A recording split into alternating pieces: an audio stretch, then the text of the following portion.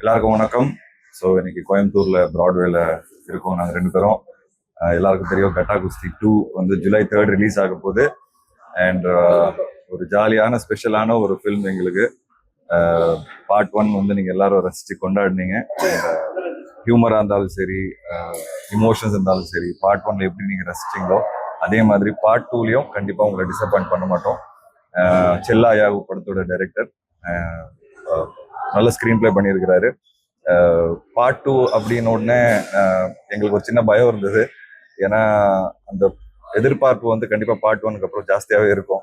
So எக்காரணத்துக்கும் நம்ம வந்து அந்த அந்த எலிமெண்ட்ஸ் பார்ட் 1ல இருக்கிற சந்தோஷமான ஹியூமரான எலிமெண்ட்ஸ் வந்து மிஸ் பண்ணக்கூடாதுன்னு நாங்கள் ரொம்ப கேர்ஃபுல்லாக தான் இந்த கதையை எழுதியிருக்கோம்.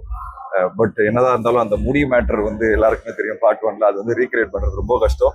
ஸோ அதனால நாங்கள் அதை ரீக்ரியேட் பண்ணுறதுக்கு ட்ரையே பண்ணல. ஷான் ரோல்டன் இந்த படத்தோட music director.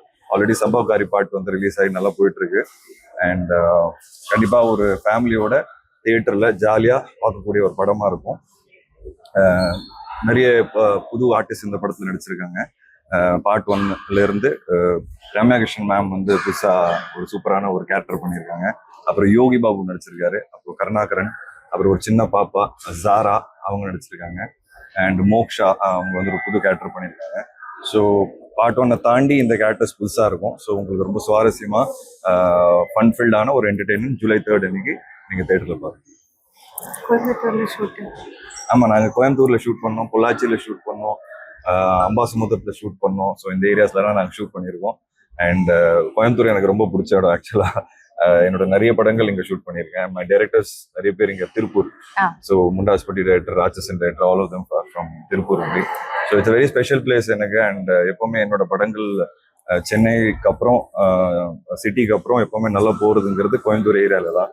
And very lucky and very happy that Coimbatore has been my lucky சாம்னு சொல்லலாம். ஸோ இந்த படமும் நிறைய இங்கே ஷூட் பண்ணதுனால இதுவும் ஒரு லக்கியான ஒரு அனுபவமாக இருக்கும்ங்கிறது நான் நம்புறேன். வணக்கம், எல்லாருக்கும் வணக்கம். ரொம்ப சந்தோஷம். இப்போ கோயம்புத்தூர்ல வந்து நம்ம படம் இங்க ப்ரமோட் பண்றதுக்கான ஒரு வாய்ப்பு கிடைச்சது.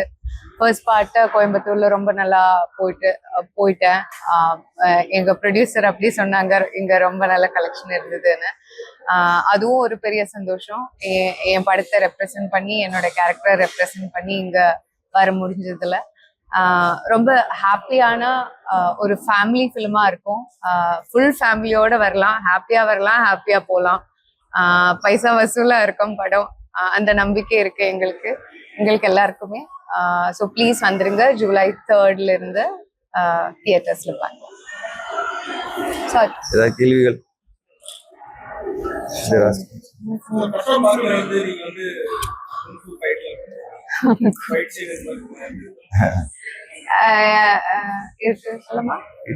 கன்ஃபியூஸ் பண்ணிடுவோம் உங்களை.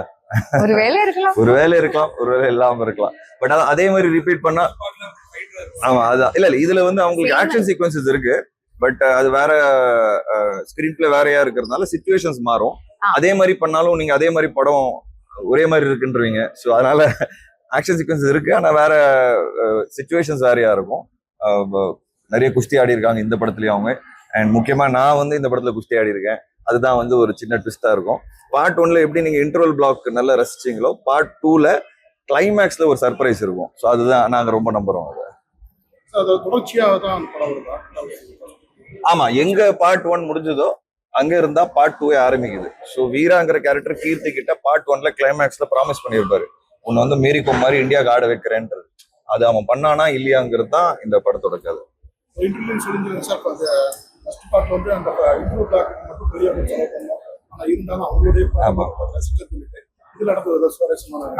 கிளைமேக்ஸ் வந்து இதுல பெரிய climax sequence, all artist combination. And ஒரு 6 இல்ல 7 நாள் எடுத்தோம். எப்படி நான் சொன்ன மாதிரி இன்ட்ரோல் பார்ட் 1ல இருந்ததோ இதுல பார்ட் 2ல வந்து கிளைமேக்ஸ் அது வந்து எல்லா ஆர்டிஸ்ட் காம்பினேஷன்ல வச்சு ஷூட் பண்ணியிருக்கிறோம். அண்ட் அது ரொம்ப சேலஞ்சிங்கா இருந்தது. சுப்ரீம் சுந்தர் மாஸ்டர் அவர் தான் வந்து ஸ்டண்ட் கோரியோகிராஃபர் இந்த படத்துக்கு. ரொம்ப அழகா அந்த ஹோல் சீக்வன்ஸ் வந்து எக்ஸிக்யூட் பண்ணி கொடுத்தாரு. அதுதான் இந்த படத்தோட ஹைலைட்டா இருக்கும். லாஸ்ட் 40 மினிட்ஸ் வந்து நீங்க தியேட்டர்ல இருந்து வெளியே பார்த்துட்டு வெளியே வரும்போது நீங்க பயங்கர ஒரு சிரிப்போட இருப்பீங்க. அதை நாங்க ஸ்ட்ராங்கா நம்புறோம். ஐஸ்வரி சார் ப்ரொடியூஸ் பண்ணியிருக்காரு. ஸோ பார்ட் 1ஓட நான் சேர்ந்து ப்ரொடியூஸ் பண்ணியிருக்கேன். ஸோ பார்ட் 1ஓட இன்னும் கொஞ்சம் பிரம்மாண்டம் இந்த படத்துல உங்களுக்கு தெரியும். ஆமா, கருணாசனை வந்து எப்படி பார்ட் 1ல உங்களை எல்லாரும் பயங்கரமா அவரோட அந்த மேல் ஷாவனிஸ்ட் கேரக்டர் வச்சு சிரிக்க வச்சாரோ, இந்த படத்துலயும் அவர் வந்து த்ரூ அவுட்டா இருக்கிறாரு. எஸ்பெஷலி செகண்ட் ஹாஃப் வந்து சூப்பரா ஹோல்ட் பண்ணுவாரு. காளி வெங்கட், முனீஷ்காந்த், ஸ்ரீஜா மேடம், இந்த மாதிரி எல்லாருமே அந்த ஹோல் பட்டாலுமே பார்ட் 1ல பார்த்த பட்டாலும் உங்களுக்கு பார்ட் 2லயும் இருக்கும். அண்ட் எந்த கேரக்டரும் நீங்க மிஸ் பண்ண மாட்டீங்க. நீங்க பார்ட் 1ல பார்த்து என்ன ரசிச்சீங்களோ அந்த அந்த கேரக்டர்ஸ் நீங்க பார்ட் 2ல பார்த்தும் ரசிப்பீங்க. நான் சொன்ன மாதிரி ரம்யா கிருஷ்ணன் மேடம் வந்து ஒரு ஒரு ஒரு சூப்பரான ஒரு கேரக்டர் பண்ணியிருக்காங்க. அதை பத்தி நிறைய சொல்ல முடியாது இப்போ. அது ட்ரெய்லர் வரும்போது 27 நாளைக்கு ட்ரெய்லர் ரிலீஸ் ஆக போகுது. ஸோ நீங்க எல்லாரும் பாருங்க. பார்க்கும்போது உங்களுக்கு ஒரு ஐடியா வரும் இந்த படம் என்னங்கிறது. ஆமா ஆமா ரொம்ப புதுசா இருந்தது எனக்கு. ஏன்னா இதுதான் நான் ஃபர்ஸ்ட் டைம் ஒரு அப்பாவா நடிக்கிறேன். நான் சினிமால பெருசா அப்பாவா நடிச்சது கிடையாது. அண்ட் அந்த சாங் வந்து இங்க பொள்ளாச்சி சுத்தி தான் ஷூட் பண்ணோம். பாபா பாஸ்கர் மாஸ்டர் தான் கொரியோகிராஃபர். அந்த பாப்பாவுக்கு பாவம் அந்த சாங் நடிக்கும் போது 2-3 வாட்டி கீழே வந்து அடி வேற பட்டுச்சு. பட் ஸ்டில் அவங்க ரொம்ப சப்போர்ட்டிவா முட்டிலாம் பேர்ந்து ரத்தம் வர ஆரம்பிச்சு. எங்களுக்கு கொடுமையா இருக்கும். பட் ஆனாலும் வந்து அவங்க ரொம்ப சப்போர்ட்டிவா பண்ணி கொடுத்தாங்க. ரொம்ப கியூட்டா ஜாரா இந்த படத்துல எனக்கு தெரிஞ்சு அவங்க தான் ஒரு ஹைலைட்டா இருப்பாங்க. குட்டி பாப்பா ரொம்ப கியூட்டா பண்ணியிருக்காங்க. அண்ட் அந்த எக்ஸ்பீரியன்ஸ் வந்து எனக்கு சூப்பரா இருக்கும். ஆமா ஆமா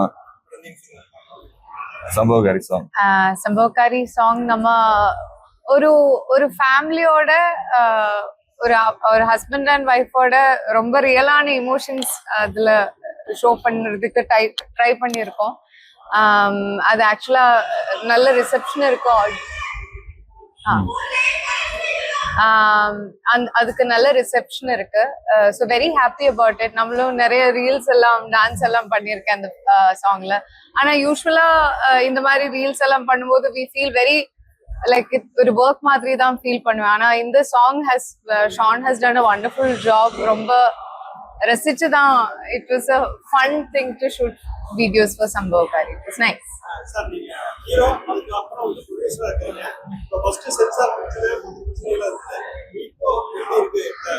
இல்ல சார், எங்க படம் பொறுத்த வரைக்கும் கிளீன் நியூ சார். ஸோ இன்னும் அனௌன்ஸ்மெண்ட் வரல வெளியே. பட் எங்க சர்டிஃபிகேட் வந்துருச்சு. இங்கே சொல்லிடுறேன். Clean U certificate sir. படம் காமிச்சோம், அடுத்த நாளே எங்களுக்கு சர்டிஃபிகேட் வந்துருச்சு. ஸோ இது ஒரு ஃபேமிலி ஃபில்ம். ஸோ எங்களுக்கு அந்த மாதிரி எந்த சேலஞ்சும் இல்லை சார்.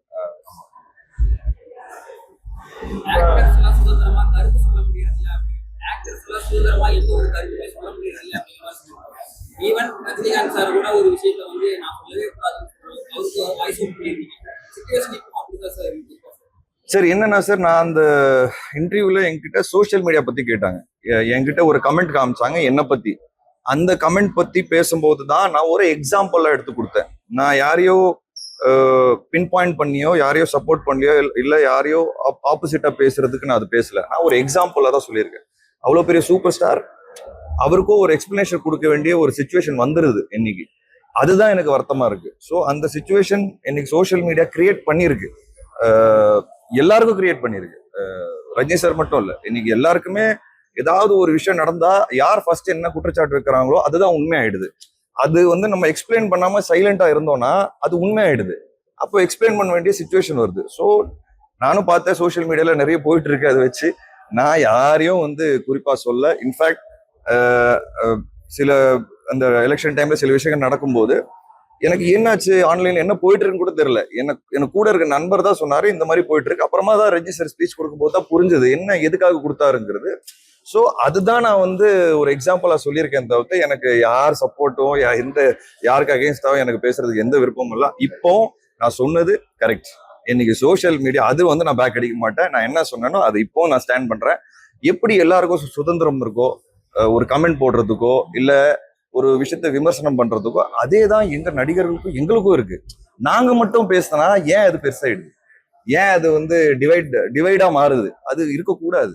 எப்படி அந்த சுதந்திரம் உங்களுக்கு இருக்கோ, ஒரு விஷயத்த வந்து எப்படி பாக்குறோம் இல்ல நாங்க என்ன நினைக்கிறோம் அதை பத்தி இல்ல என்ன சொல்லணும்னு ஆசைப்படுற சுதந்திரம் எங்களுக்கும் இருக்கணும்ல. அது ஏன் இருக்கக்கூடாது? இவ்வளவுதான் என்னோட கேள்வி. அண்ட் நான் பேசுனது இப்போ நான் ஸ்டாண்ட் பண்றேன். ஆமா,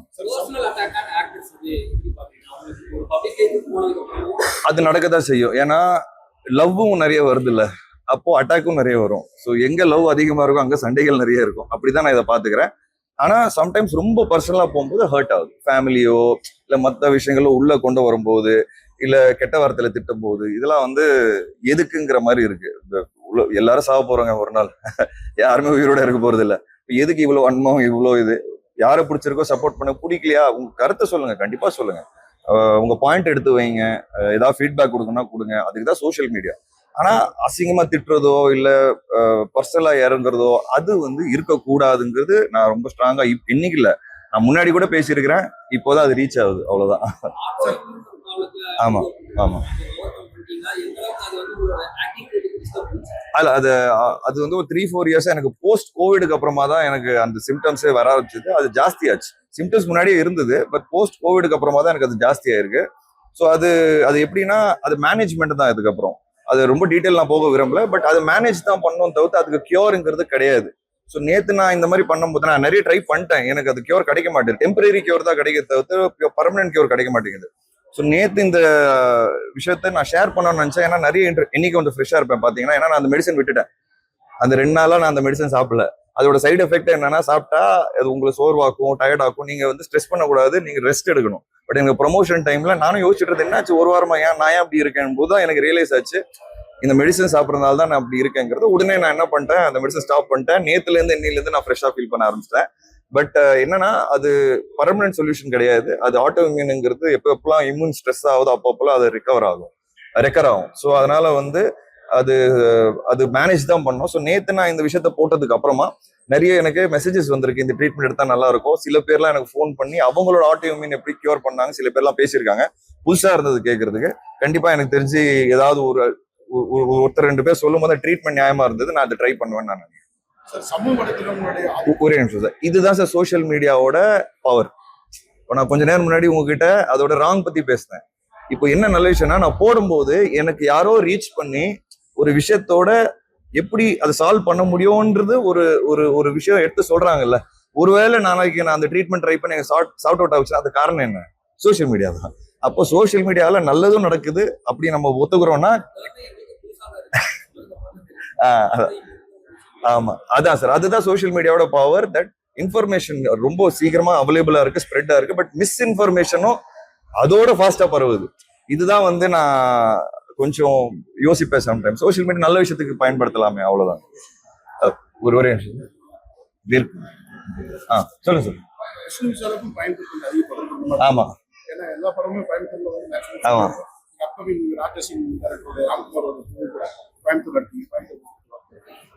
அதான் சார், கோயம்புத்தூர் நான் சொன்ன மாதிரி நான் சினிமால வந்ததுல இருந்து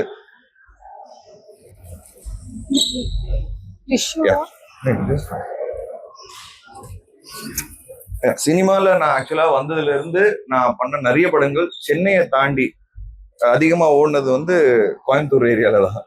ஸோ கோயம்புத்தூர் மக்களுக்கு ஒருவேளை என் மேல நிறைய லவ் இருக்குன்னு நான் நினைக்கிறேன். அதனால இது என்னன்னு தெரியல, நிறைய வாட்டி கோயம்புத்தூர் வந்து ஷூட் பண்றேன். என்னோட டைரக்டர்ஸ் ராம்குமார் அவரோட 3 படம் பண்ணியிருக்கேன். இன்டர்நெட் நாளை ரவி அவரோட ஒரு படம் பண்ணியிருக்கேன். அவங்க எல்லாரும் திருப்பூர் தான். ஆமா. அண்ட் அந்த ஹோல் டைரக்டர் கும்பல் ஒன்று இருக்கு திருப்பூர்ல இருந்து, அவங்க எல்லாரும் எனக்கு ரொம்ப க்ளோஸ்.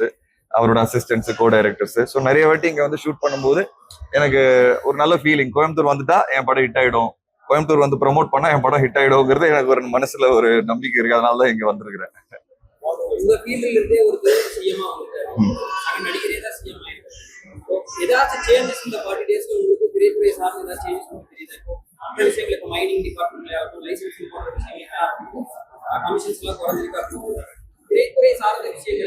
கண்டிப்பா சார், 5 ஷோ வந்து இன்க்ரீஸ் பண்ணியிருக்காங்க. உங்களுக்கு தெரியும், ஒரு நாள் 5 ஷோ வச்சுக்கலாங்கிறது ஃபர்ஸ்ட் வீக்ல அது சொல்லியிருக்காங்க.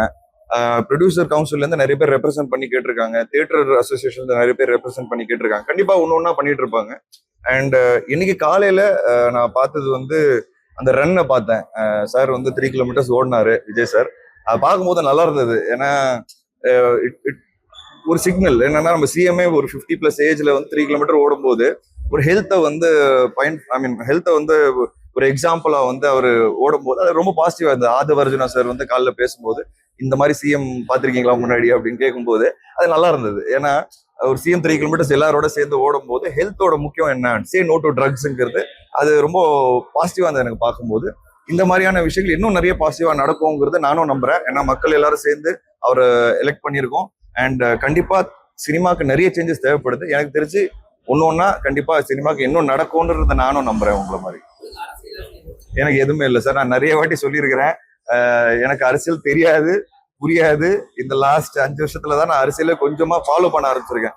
நம்ம லைஃப்ல நம்ம பொழப்ப பாக்குறதுக்கே டைம் கரெக்டா இருக்கு, நம்ம பிரச்சனைகள் ஹேண்டில் பண்றதுக்கே கரெக்டா இருக்கு.